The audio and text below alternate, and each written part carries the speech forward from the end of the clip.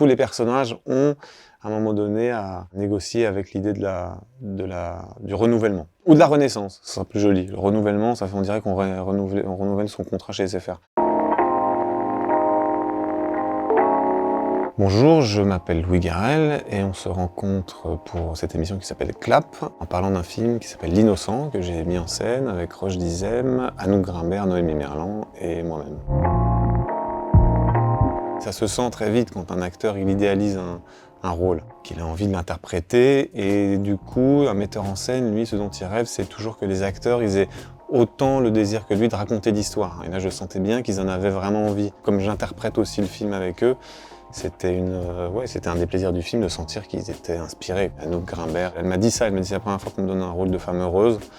Et donc je dois dire que j'ai pas été déçu.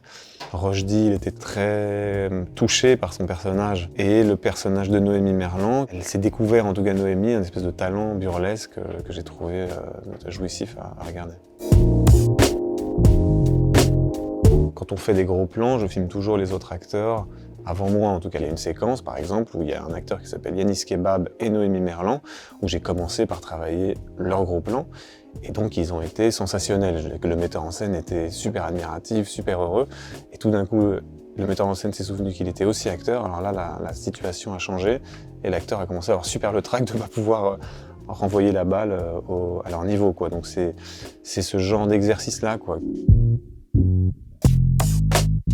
Mon personnage, il est le plus pessimiste des quatre, c'est-à-dire il est complètement en contrepoint des trois personnes qui flirtent avec le risque, la limite ou même la loi.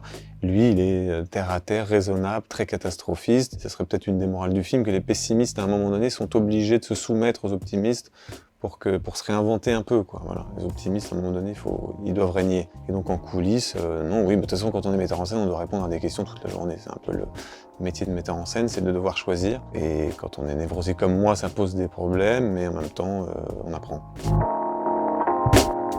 C'est des personnages qui chacun a un endroit, que ce soit le personnage d'Anouk qui, on le sent bien, a déjà eu d'autres hommes dans sa vie, retombe amoureuse et a une espèce de fougue adolescente, donc il met le même espoir, la même énergie que quand elle avait 20 ans. Le personnage de Rochdy sort de prison et donc essaye de reconstruire sa vie. Mon personnage est en deuil d'une femme, il essaye de se sortir de ce deuil. Tous les personnages ont, à un moment donné, à négocier avec l'idée du renouvellement. Ou de la renaissance, ce sera plus joli. Le renouvellement, ça fait on dirait qu'on renouvelle son contrat chez SFR. Quand on fait un film, on est toujours en train de dialoguer avec des souvenirs de cinéma en permanence.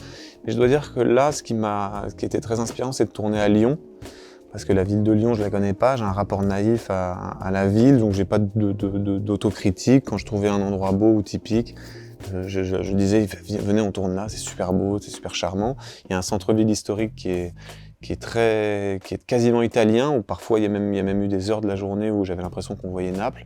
Et en mélangeant à ça un premier degré sentimental, qui est la même qu'offrent les chansons de variété, qui chantent l'amour, l'espoir sans aucune pudeur. Il y a beaucoup de variétés françaises dans le film. Justement pour ça, j'aime bien mettre dans un film français de la variété française. Quand je vois un film espagnol, je suis content d'aller en Espagne et je suis content d'entendre des trucs espagnols. Donc je me suis dit là, si un Italien voit le film ou un Espagnol, il entendra de la chanson française.